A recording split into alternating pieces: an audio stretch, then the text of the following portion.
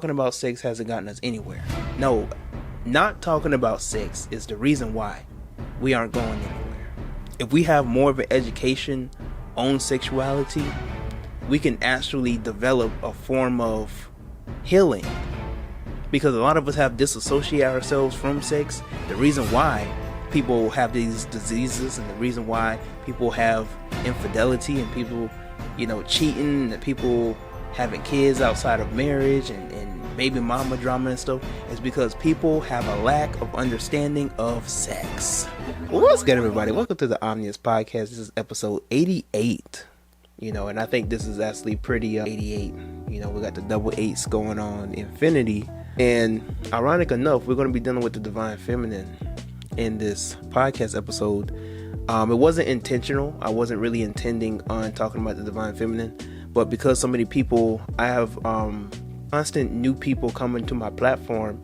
So they might get a little confused on my perspective when it comes to like sexuality and the sacred whore. Because you might come across this page and you'd be like, I never heard of the sacred whore before. Like, what is the sacred whore? I'm actually more willing to open up and explain to people who are willing to ask questions rather than to lead to their own conclusions, because ignorance is bliss. So before we get into that, I got to do my little promos with here on the side. I'm live streaming for those who are watching me on YouTube or rewatching this. But if you're listening to me on YouTube, make sure you subscribe to me. Make sure you turn on your notifications, like the video, all that good stuff. Leave a comment. If you're listening to me on Spotify, make sure you turn on your notifications, follow me, all that good stuff. And on Apple Music as well. I do have all social media platforms, Twitter, Instagram. Well, I guess it's just mostly Twitter, Instagram, and YouTube, so follow me at the Omnius Roan and all that good stuff. So I want to recommend some books because I know there are going to be some Negroes listening to me, or they might be playing this back or whatever. And they're like, look at this Negro right here thinking he know everything over here talking about hoes. He just corrupting the black community.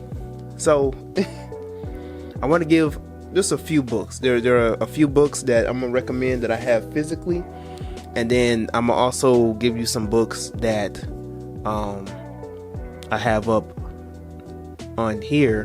Matter of fact, I'm gonna give you the first one up on here on my computer. So this book is called The Sacred Prostitute. So there's a book called The Sacred Prostitute. Let me see if I could try and pop it up on my computer the right way. Wave everybody up in here. What's good? Siri's back up in here. So this book is called The Sacred Prostitute, The Eternal Aspect of the Feminine.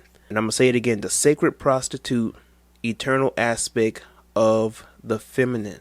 So this is a great book if you want to really get well in depth on the divine feminine and dealing with the archetype of sacred feminine energy in terms of their sexuality.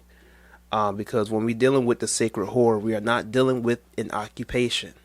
We are not dealing with the woman out and about on the streets, the scandalous whore, the city girl, hot girl trying to scam men and get to the money, get to the bag, and forget men, and I'm independent and I can do bad all by myself. That's not what the sacred harlot is referring to. But when people hear the word whore, they automatically lead to that conclusion. So as soon as they hear the word whore, harlot, hoe, their mind immediately goes to the mundane because they've been conditioned through Christianity and through the church. So, that's basically, it is what it is. That's what's been going on. So we got The Sacred Prostitute, The Eternal Aspect of the Feminine. This book was created by Nancy, I believe that says Quails, Nancy Quails Corbett. But Nancy Quails Corbett, this book was originally published in 1988, and so it has some credibility to this. I ain't even gonna front.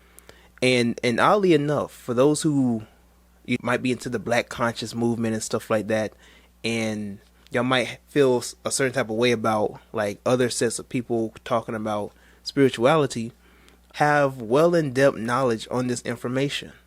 And I'm willing to learn from anybody. I don't really care who it may be as long as the information is solid. And a lot of the times the information that they get concerning the divine feminine come from us, from learning about our ancient civilizations from our ancestors.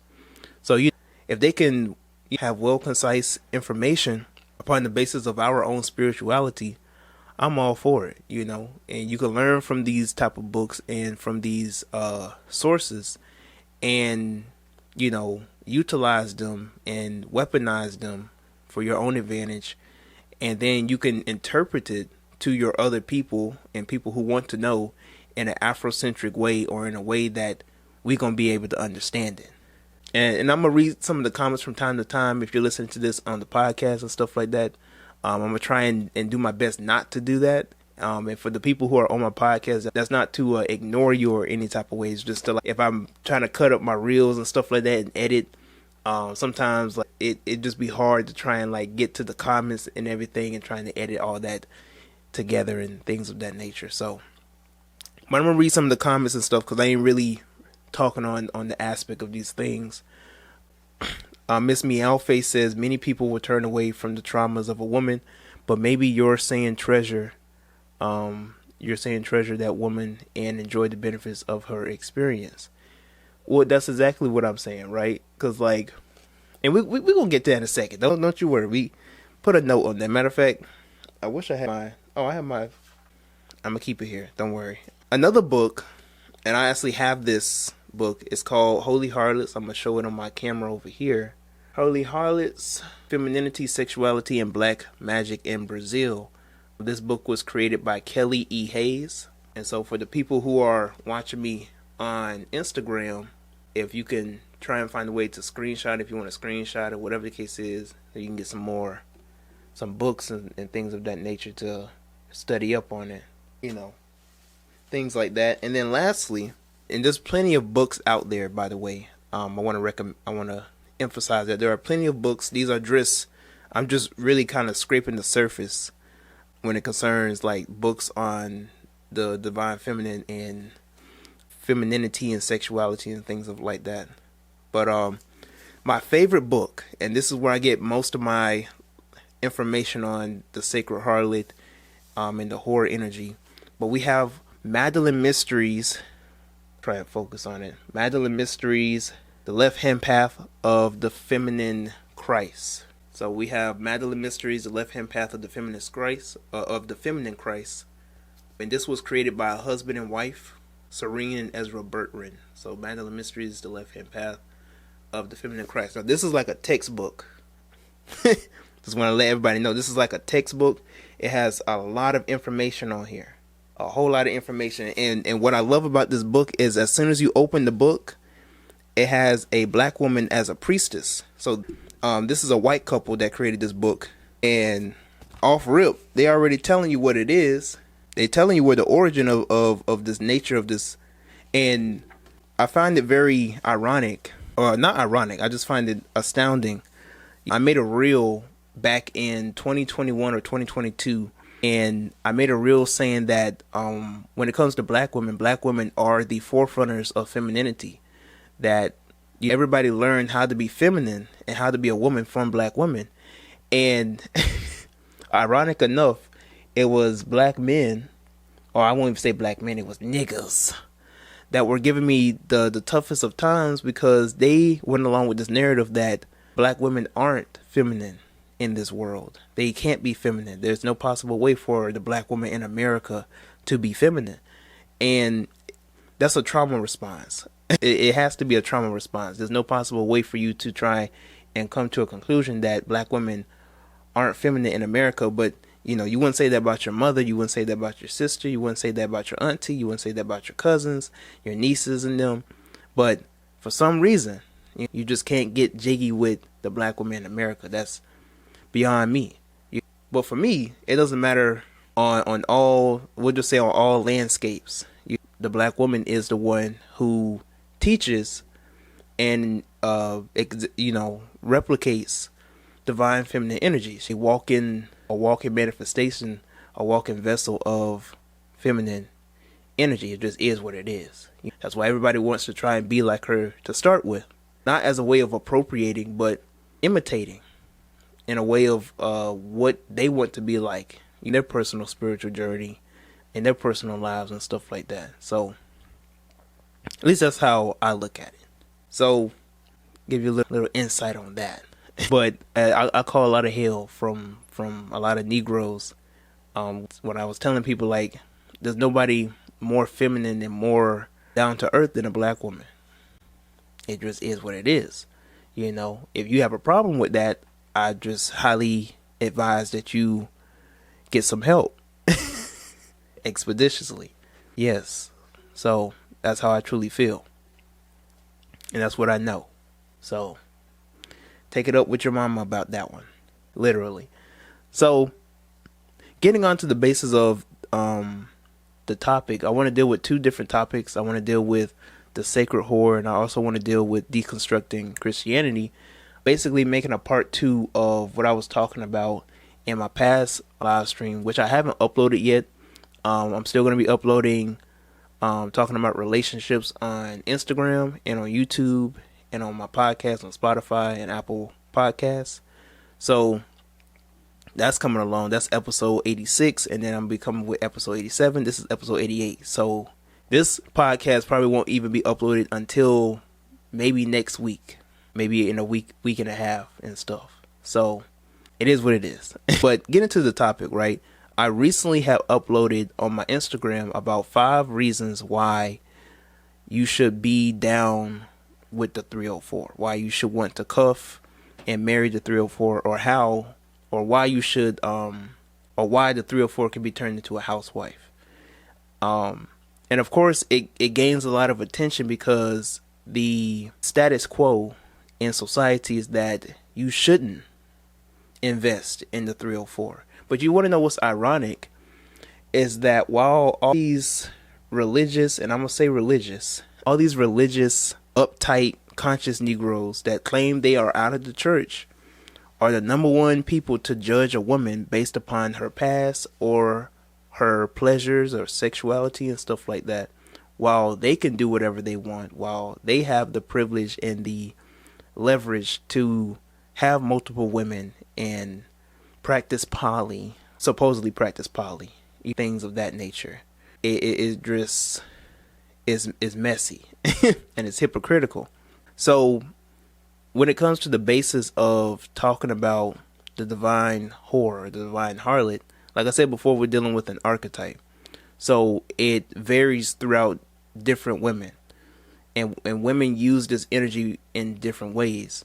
So you can't really put women under some umbrella because they like sex or because they like to be sensual.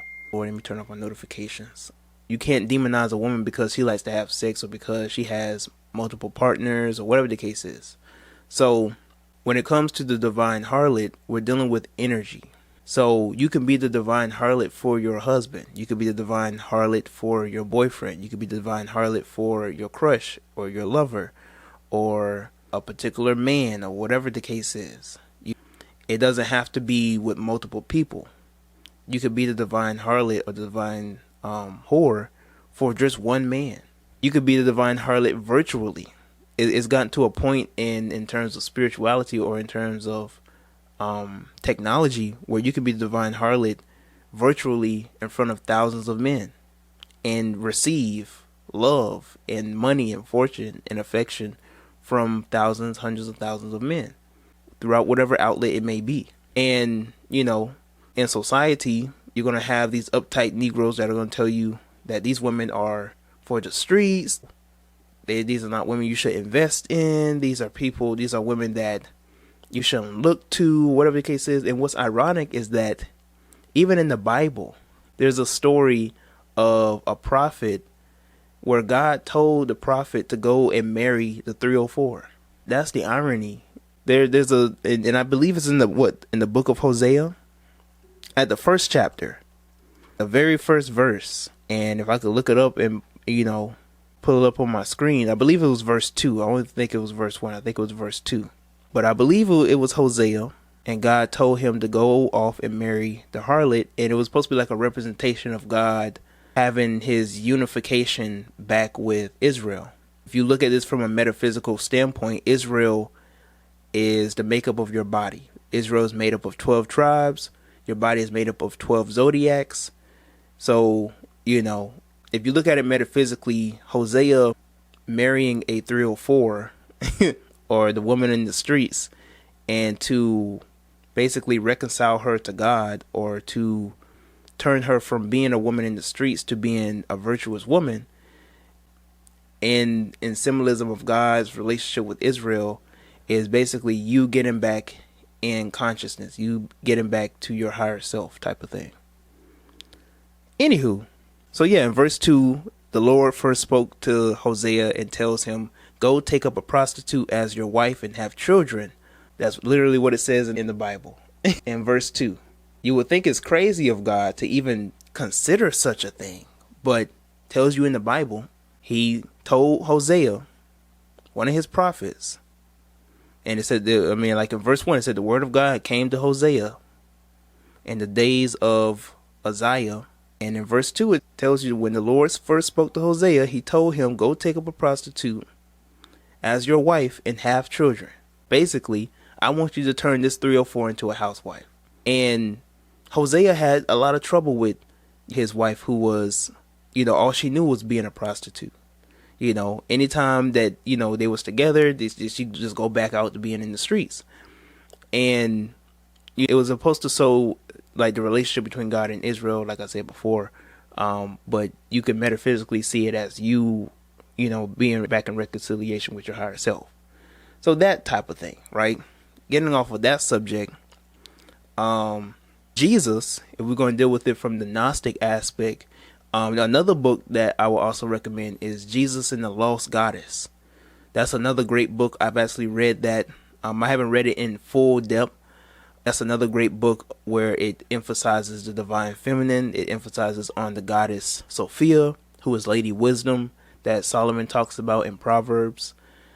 And even Jesus, there's one verse in the New Testament where Jesus talks about that we are her children.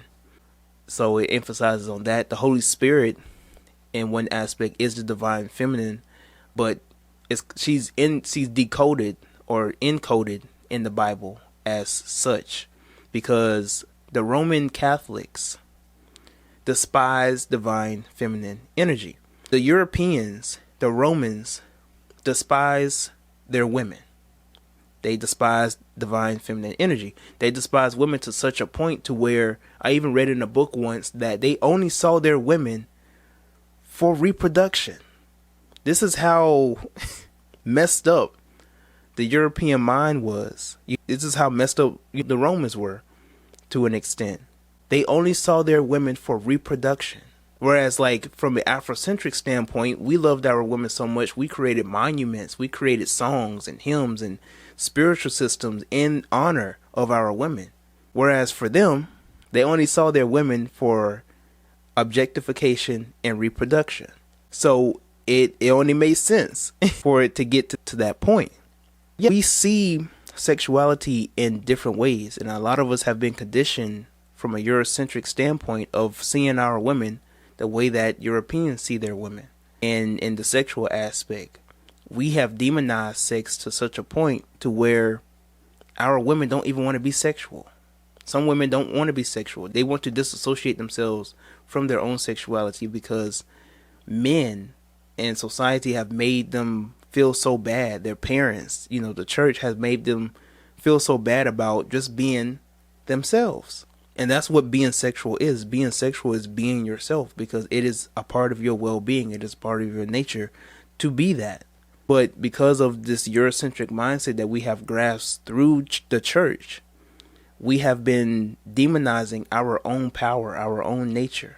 And it's disheartening to even see it, to where you have these women dressing up like coat rackets, having a whole set of tablecloth from top to bottom, and they think this is righteousness, when everything in nature is butt naked nasty. Ain't that something? Everything in nature is butt naked nasty, and you think the more clothes that you got on, the more clothes that you wear, makes you righteous. How, Sway? I needs to know. You want to judge a woman, and like, I ain't judging like women just completely out of order. You know what I'm saying? Like, but you get my drift. You're going to judge a woman because she might have a little short dress or whatever. or because she got red lipstick on, or she have some type of attire that is deemed to be a little devious. But you think the woman that got the long Sunday dress on is more righteous than the woman who got the short dress? For all we know, the woman with the long dress down to her ankles is the devil herself. This could be as disrespectful and rude and grouchy as ever. But you walk across, or you walk past a woman who make like the short dress, who might be looking like a little deviant, and she could be the nicest woman in the world. But you judge her because of her outside appearance. And even Jesus tells you not to judge people based on their outer appearance, but based on their heart. You know what I'm saying? So it just goes back to this Eurocentric way of looking at sexuality and demonizing it. And it is within your power to take back your sexuality. And what you see on social media, women have taken extreme measures, whether you like it or not. Some women have taken extreme measures of invoking this wild woman archetype in terms of this hot girl, city girl movement, and talking about sex and talking about this and talking about that.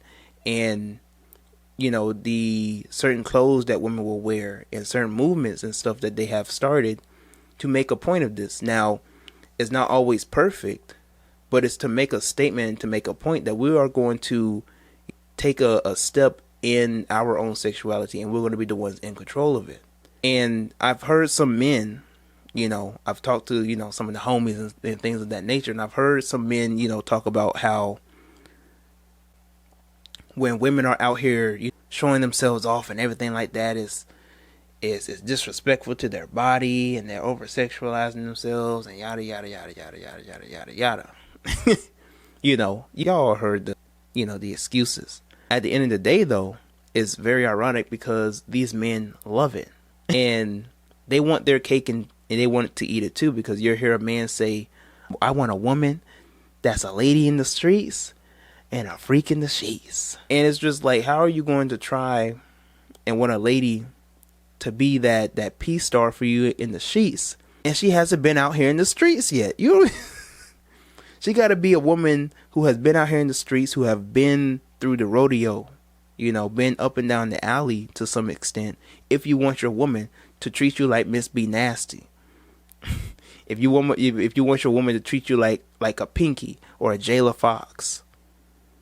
You can't expect your woman to just automatically know how to pleasure you if she hasn't gone through the experience of pleasuring other men. I'm going to give you a little insight, even, you know, when dealing with Lady Wisdom and the strange woman. If you look at this in the book of Proverbs, and I'm only citing the Bible because that's what most people are familiar with. Lady Wisdom and the strange woman are in the same occupation if you study their story. Both of them are out in the streets calling out for men to enter into their homes. The strange woman is trying to trap you because the ends of her ways is death and destruction.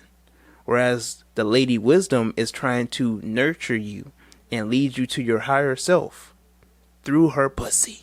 Now, of course, these stories aren't to be taken literally and not even to be taken explicitly to that extent. But that's essentially what you see in these stories, where she's crying out, calling out to men. She says that she has set her table. She wants you to eat of her bread and drink of her wine. That is a sexual connotation. So, you know, the strange woman and Lady Wisdom are both in the same occupation. They both are calling out to men. Lady Wisdom has been with many men for thousands, millions of years, from the age of dawn, from the age of time, from the beginning of time. Same thing for the strange woman. So either way, you want to talk about body count, she got more than double digits. We'll just put it that way. And that's another thing. I hear men make these stupid arguments about body counts. How the more that a woman has a body count, the less valuable she is. And this goes back to what I was telling you about this Eurocentric mindset that we have been conditioned with through the church, where you think a woman is less valuable because of the men that she's been with, when you should judge a woman based on her character, on her heart, on, what she actually brings as a person to the world, but you want to judge her based upon things that don't even matter, such as a body count. Everybody has a different past. Everybody have history. You could run across the woman of your dreams. The moment that you hear about her past, it just turns you off. Now, I'm not saying that a person's past necessarily doesn't matter, but if a person have been through the highs and lows, they have been through hell, you know what I'm saying? They've been through all types of things, and they have gone through the necessary work to become a better person. You should applaud that person. You know what I'm saying? You shouldn't judge a person necessarily based on their past if they are a whole different person, if they are becoming a better person. And even if you come across people who aren't necessarily there yet, it doesn't give you a right to judge them. It doesn't give you a right to point the finger at them, because you got 3 fingers pointing right back at you. You're not all that perfect either. You've gone through your ups and downs. You've gone through different relationships. You still on the journey to try and find yourself. Who's to say that that person is still trying to find themselves? You see what I'm saying? So you have women out here like Mary Magdalene. Mary Magdalene was out here trying to find herself. She was out here in these streets messing with men left and right, left and right. Once she came across Jesus, that was it for her. That was it. That was a done deal.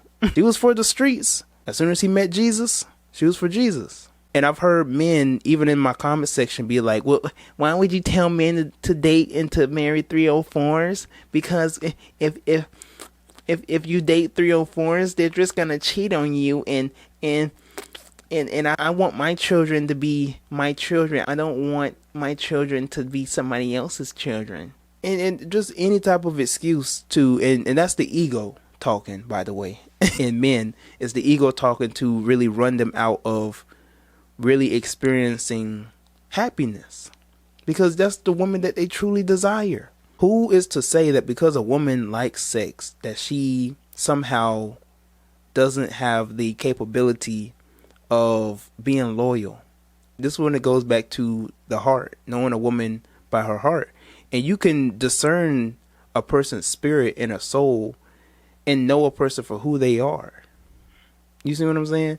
But it just somehow seems like because a woman might like sex, I'm sorry, a woman just might like a couple of more dinglings up her alley, that now all of a sudden she can't pair bond. I don't know if you ever heard of that before, pair bonding.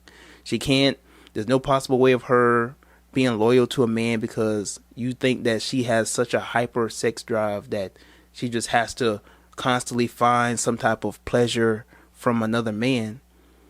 That's not even the case. That has to do with the heart. That has nothing to do with her desire for sex. For men could be on a sail. They could set sail across seas for pussy. They can be taking a whole up and down journey throughout the world for some pussy. As soon as they find the right woman, they can settle down and be the righteous and virtuous husband for them. But you don't think a woman can do the same thing for you, Negro? Huh? Make that make sense. That don't make no type of sense to me whatsoever. A woman has just as much capability of being the scandalous 304 out here in the streets, and then coming across the right man with that Christ-like ability, and then being a virtuous, righteous woman for that man, and being the freak that he desires. Yes, it can happen in reverse. You want the lady out in the streets and a freak in the sheets. Well, the freak in the streets can be a lady for you out in public as well, as soon as you reconcile with her. And what I mean by reconcile is that there has been a breakaway between man and woman, and there's been this constant divide. So you have women out here having a disdain towards men, you have men out here having a disdain towards women. But once you reconcile with that woman, once you unify with that woman, and you have that level of understanding, you get to a point to now you know where that woman coming from, and you know that she's not going to disrespect you or a bad reputation on your name and everything of that nature, because you've made the effort to get to know that woman. Excuse me. So when it concerns the 304, it's really not as bad as you tried to make it out to be. Those righteous women, those so-called righteous and chaste women that you want to try and pursue and chase after, those are the women that you need to look out for. Those are the women that are having children with 2 to 3 different men. Those are the women that, okay, they trying to live this righteous life with a man, and she's not even living her truth. At least with the 304, you know she's living her truth. She gonna tell you right off the block, I'm messing with A, B, C, D. And I know women like this personally, who just personally like sex. They personally have multiple partners, whatever the case is. They live a healthy sex life. They always get checked up, yada, yada, yada, yada. And they tell me, like, they still are in pursuit for love. That they know that when the right man comes around, they know how to settle down, when to settle down. I have that same capability too. You know, I have a little snaz, you know what I'm saying? I'll be talking to little women here, little women there, you know, women be coming around, whatever the case is. But I know when the right one comes around, I know how to lock it down. I could set my mind to being like, this is the only woman that I see. This is the only woman in my view. For some reason, some men feel like that because a woman likes to get around town thugging with her rounds, that she's not capable of providing exclusive love to a man. That is beyond me. On another thing, if you want to know more about like my perspectives on like the 304, because I don't want to take up all this time to talk about it, I do have a few more podcast episodes. Like I said, this is episode 88, so just imagine like how many other episodes that I might have when it concerns this topic. So I have episode 63. Episode 63 was when I was talking about how I love Erica Lachey. Erica Lachey is my Instagram crush. She is my number one Instagram crush. See, if y'all don't know who Erica Lachey is, she is a woman who is a part of the Nation of Islam. You've probably seen her content and stuff like that. Love Erica Lachey. She's a woman part of the Nation of Islam, so she's one of those righteous women that dresses modestly and everything like that. But I know she a freak. Respectfully though, but I know she a freak. But you want to watch that podcast, episode 63. I break down the archetypes of the virgin and the harlot are the same woman. It doesn't matter if you, like, essentially, when you really deal with it from a spiritual aspect, you could deal with a woman who is, you know, comes off very modestly and virtuously, and she could be that dirty little whore that you want in the midnight hour. And you could meet the whore in the streets, and once she gets to see your heart, and once she sees you for who you are, and she can let her guard down, she could become that virtuous and righteous, modest woman that you've been looking for, or that you don't mind to see in a woman. It can happen in both ways. It can work in both ways, because every woman has both aspects, and every woman brings different aspects of themselves, of these archetypes, you know, out and about. When you go to work, you don't see a woman, you know, who's working at Walmart dressing like a 304. You know what I'm saying? You don't go to your corporate workplace and see a woman dressing like a 304, because they can bring out that righteous and modest woman. They can bring out the little, hi, how are you? And bring out the most feminine aspect of themselves, because these are different archetypes and aspects of the divine feminine within a woman. It just so happened that some women have more access to different parts of themselves than other women. This is why when you come across a lot of women on social media, or you might come across a lot of women, you know, personally, and you might see a woman or meet a woman who have more of a sex appeal than another person, because they are well in tuned with that aspect of themselves. And there are some women who just ain't got it. And I've met some women who just ain't got it. They just don't have it. They don't have the it factor. They cannot turn on a man for their life, and it's tragic. And I feel like some of that has to do with trauma, especially if a woman was raised up in the church a certain type of way, and because in their mind sex have been demonized to such an extent that they have literally cut themselves off from that aspect of themselves, to where even when they try to act it out, it just looks awkward. You know what I'm saying?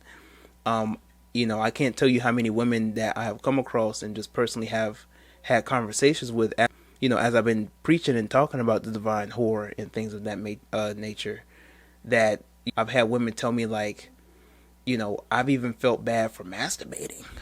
I'm like, really? I mean, but it's gotten to that point to where you have women who have felt bad for just giving themselves pleasure, much less another man. And it's tragic, it's unfortunate, but that's what be going on. So when it comes to conclude on this, right? So we can go on to the next topic. Oh, and I have episode 68 and episode 82. Those are two other like main topics when it concerns the divine whore or the sacred harlot. I forgot what episode 68 was about, but I do know that episode... Oh, as a matter of fact, I think episode 68... Let's see if I can find it. I think it was episode 68 that was the Erica Lachey episode, not episode 63. I think episode 63 was something else. I think that was a earlier episode on sexuality. But episode 82 was about Brittany Renner. Now that's a great podcast. You don't want to miss that one. You definitely want to listen to episode 82, because I really do go into the depths of the spiritual aspect of the divine whore. I talk about the whore of Babylon and the light that the whore brings, because when you deal with the ancient connotation of the word whore, you get the word her, or cave. It basically translates to the word cave, or that conceals light, that which holds light. And basically it is through the sacred harlot or the sacred whore, whether we're talking about sex or we're not talking about sex, she is the initiator. Mary Magdalene was an initiator. Aphrodite is a form of an initiator. Alset and Ishtar and Inanna and any of these fertility goddesses, these holy whores, are initiators, and it is through the divine feminine that man is to become his greatest potential. I'm actually reading a book right now, currently, where it is within the man's journey, within his hero's journey, to get back in communication, to get back in reconciliation, like I was saying earlier, with the divine feminine. You can't run away from it. It is literally within the man's hero's journey to save the princess, to be one with the goddess. You see it in, every superhero story, whether it's Superman with Lois Lane, whether it's Peter Parker and MJ, whether it's, we even do Shrek and Fiona. It always shows back to back that when it comes to the divine masculine, when it comes to the masculine figure, the hero, the Messiah, he has to save or be unified with the divine feminine. She is the one that holds the inspiration. She holds the spark in order for him to reach his greatest potential. You see this even in the Incredible Hulk, because in like the original Incredible Hulk, if you mess with his girl, he gonna Hulk out. He is going to reach extreme extents to protect his girl, and she's the only one that could really bring him back to earth. It's kind of like in reverse, where you see with Kali going on a whole rampant, and it took Shiva in order for Kali to really settle herself and come back to earth. That is true love, where you and that other person can balance each other out and become one.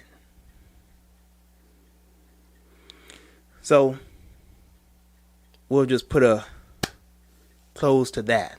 We'll probably talk more on the sacred harlot and so on, and as time go on and stuff, more episodes to come. I might even make more podcasts or make more live streams and more videos just to really emphasize on different topics of that basis. And I think I went through everything concerning the basis of the sacred harlot. If I haven't, I remember we could deal with it. We might as well deal with it right now. I had somebody in my comment section tell me I need to really do some research, get myself together before I have a daughter. And I'm just like, I don't even understand that statement. Because if anything, a lot of women become fast because of lack of education, because of lack of knowledge.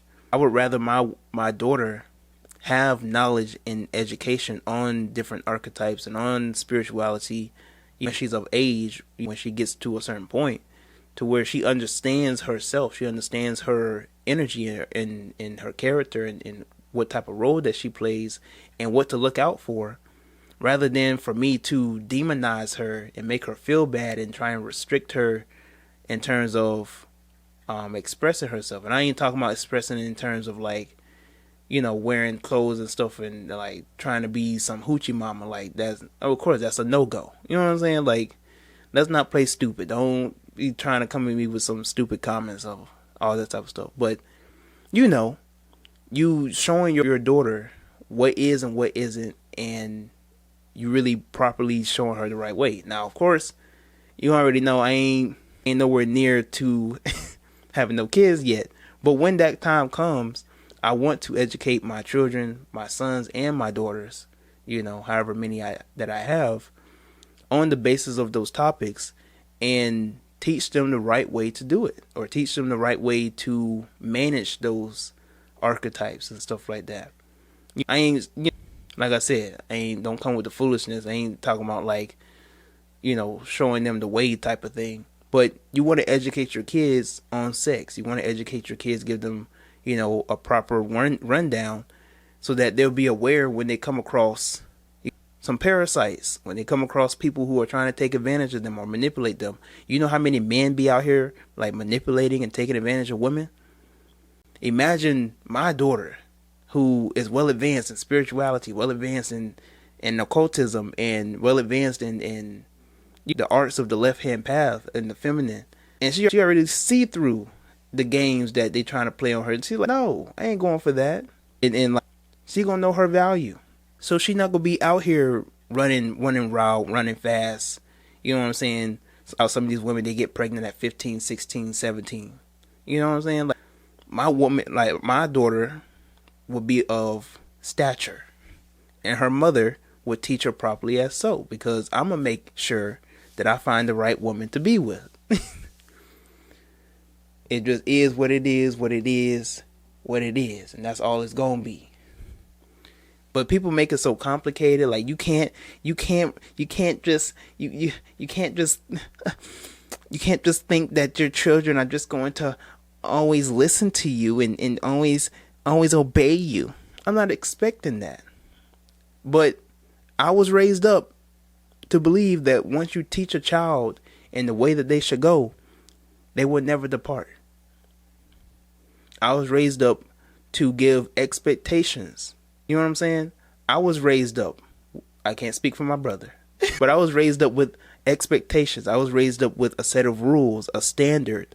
And because of that, it brought me up to being who I am today, where I set the rule and I set a standard for myself. That's why I be so successful with my brand, or I know how to discipline myself to be consistent, because of how I was raised around my parents and around my grandparents. And that's the same way that I want for my kids. I have the mindset, a confirmation of, you know, being who I am just because of how my parents raised me. Just is what it is. But anyways, I wanted to do a whole deconstruction on Christianity. But you know what? I might just make that into a YouTube video. I think that would be what's best. And I think we'll just leave this podcast episode to just talk about, you know, sexuality with the women, if that's okay with y'all. You know, I think that'll do it justice to make a YouTube video on deconstructing Christianity. So we'll just do that. So I do apologize if I said in the beginning we're going to deal with two topics, because there's just so much to talk about when talking about the female sexual nature. Because a lot of men, and if y'all look at my recent, my recent posts, there are probably still men down there right now who are demonizing a woman's sexuality. And I don't think men even catch on to how Eurocentric they sound when they are demonizing women for their sexuality. While they can express their sexuality, while they can go out and be free and be with whoever, and they get their passports and just run through a whole swarm of women, let a woman have more than 3 bodies, and all of a sudden a man's gonna, like, what? You got how many bodies? I personally do not care about body count. But I mean, like, you know what I'm saying?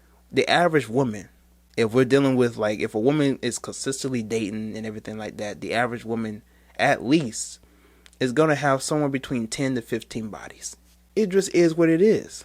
And I'd rather a woman be comfortable with me to let me know that, yeah, I'm in the dozens. I don't mind that at all. You know what I'm saying? I actually applaud that you've been out here, you've experienced life. You know, it just is what it is. I'm not going to judge a person because they either used to be out here or they still out here. It's all about character, like I said before. I'm not going to judge a person because of their past. They're somebody who is genuinely a down-to-earth person. A lot of men are missing out on their blessings because of that. She can cook, she can clean, she's very nice, she understands me and everything. We have hobbies and everything, but that body count though, it's beyond me. It's completely beyond me. And I think to help the men out, one way that you can like disassociate yourself from thinking that way concerning women is really just align your ego. Because you really just got to ask yourself, why do I care so much about how many men that she's been with? Because a man will think that because a woman been with a lot of men, that she won't be pleased with him. That's the real tea. That's what y'all be saying nowadays. A man be feeling like, I can't pleasure this woman because she's been with an X amount of men.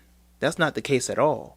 Because if we just look at statistics, most men don't even be making a woman climax in bed as it is. You could be that first person. She could have been with 6 men. You could be that 7th. You could be her first one that actually made her feel something in bed. How about that? I lie to you not. Like, with all the women that I've interacted with and stuff, they can only count on one hand. Only on one hand. Whether it doesn't matter if they only been with, 3 to 5 men or whether they've been with 20 men. They can only count on one hand how many men have made them climax or come, or both. What does that tell you? You know what I'm saying? It should let you know a lot of y'all niggas got some work to do. When it comes to the ego, a man typically goes into sex only for his own pleasure. The statistics don't lie. A lot of men go into sex for their own pleasure. It gets into the ego. So you have to really realign your ego when it concerns the woman's sexuality. Really ask yourself, why do I care so much that a woman, is living her own life? Why do I care so much that a woman wants to express her sexuality the way that she wants to? What does that have to do with me? Why do I feel a type of way that she's been with an X amount of men? Does it have to do with me? Do I feel insecure? Like, do I feel like I can't, provide for her, whatever the case is? Like, do I even feel, good about myself? You know what I'm saying? Like, how do I feel about myself before I even get, wrapped up with a certain woman? These are things you just really have to ask yourself, because it all just deals back with the ego. It all deals with me. And because of that, men be missing out on their blessings. Some men, they wait till it's too late. Then they try to run back to that one girl like, dang, that one girl, she could throw it down in the kitchen and she could also throw it back. And now I'm just stuck with the church girl. And I've heard this before. I've heard this time and time again. Like, I've heard men regret not going for the girl that could really have their eyes rolling back and everything, and like could cook and everything. And they just think about, like, I gotta put up with this nagging, and I gotta put up with not getting, not getting sex for months or years or whatever the case is. When I could have just went for the freak who always down for the get down 24/7, 365. All because of the ego. So I guarantee you, if you realign your ego, a woman could tell you about her sex adventures, and you could really relate and join in on the conversation and have a good conversation, and just realign your ego. Just put aside your ego, and you won't have to feel a type of way when she even brings that up. Some men, they be feeling a type of way as soon as a woman talk about whatever she doing out in her personal life, or what she used to do, or what she has done. A man just look at her funny like, I even use like Jesus for an example. Like, I think I used Jesus enough today, haven't I? But I mean, it's a great example though. Anytime Jesus had a conversation with any particular woman who was promiscuous, I went and I've talked about this in a podcast episode. Matter of fact, I'll even give y'all the number to that podcast episode so that you can go back and listen to it. But I have a podcast episode where I talk about how if you really want to have a woman's heart, you deal with her with compassion, mercy, and grace. And if you deal with a woman with compassion, mercy, and grace, you got her. I guarantee, I lie to you not. Jesus dealt with women with compassion, with mercy, and with grace. And the moment that a woman can trust you with her heart, when she can trust you with her bad stories or her trauma and her ups and downs, and you don't judge her, and you look at her as your other half, you look at her as a reflection of you, whether it's a friend, whether it's someone that you're trying to pursue, when you can be authentic with that woman and you can let her know, like, I don't judge you for what you used to do, what you've been through. I see for what you are now, and you are just a reflection of me because I ain't all that perfect either, and I've been through stuff as well. And to really just go back and forth and build a union with that woman, build a level of trust with that woman, and provide grace and compassion for what she has been through, whether it's trauma, whether it's, dealing with her parents or whatever the case is. But when a woman sees that in a man, because women can see through BS when it comes to men. Women know when a man ain't up to no good. It just so happened that sometimes men or women, they ignore their intuition. A lot of women ignore that inner voice. This man ain't about nothing. But she's still going to try and see it through. Some women still going to try and see it through. Episode 69. That's what it is. So episode 69, that was a bar of an episode. But yeah, if you deal with women with compassion, with grace, with mercy, you got her. You won't be over here thinking, what you bring to the table? What's your body count? What you going to provide for me? What are the three top things you're going to provide for you? You dealing too much into your ego, fam. Like, how about you provide character for her? You know what I'm saying? How about you open up a little bit? Yeah, you want to know what she about and what you're going to be investing in and, what you're going to be prioritizing. But don't make it all about you. Y'all be running off good women because you think you all macho man. Like just chillax. Like, goodness. Anyways, somebody in the comment section was talking about sex hasn't gotten us anywhere. No, not talking about sex is the reason why we aren't going anywhere.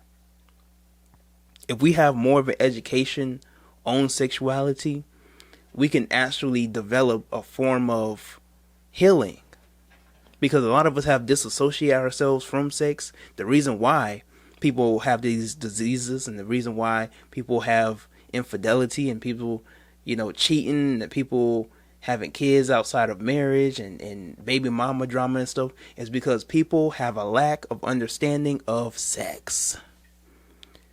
And if people were to have more of an understanding of their sexuality and more of an understanding of who they are and how they are one with their sexuality and that you could do so much more with it, you wouldn't be out here having baby mama drama. You wouldn't be out here being a baby daddy. You wouldn't be out here being worried about having diseases because you already educated. You already know who you are. You already are well in tune with your nature. But it's because we aren't talking about sexuality. We thinking that sexuality is so evil to talk about, and a lot of these conscious Negroes become Puritans. they get all frowny and grouchy anytime that you talk about sexuality. Anytime you even be told to embrace it. What's that gonna do for us? Negro, ain't that how your black ass got here? Through sex? What you mean what's that gonna do for us? Like what are you even talking about here? Anyways, I digress. Anyways, that's going to be the end for this podcast episode. Thank you for listening to this podcast. I am the Omnius Rome. Like I said before in the beginning, make sure that you like this video if you listen to me on YouTube. Make sure that you hit that subscribe button. Share this with a couple of people. If you're listening to me on Spotify, go ahead and hit that bell.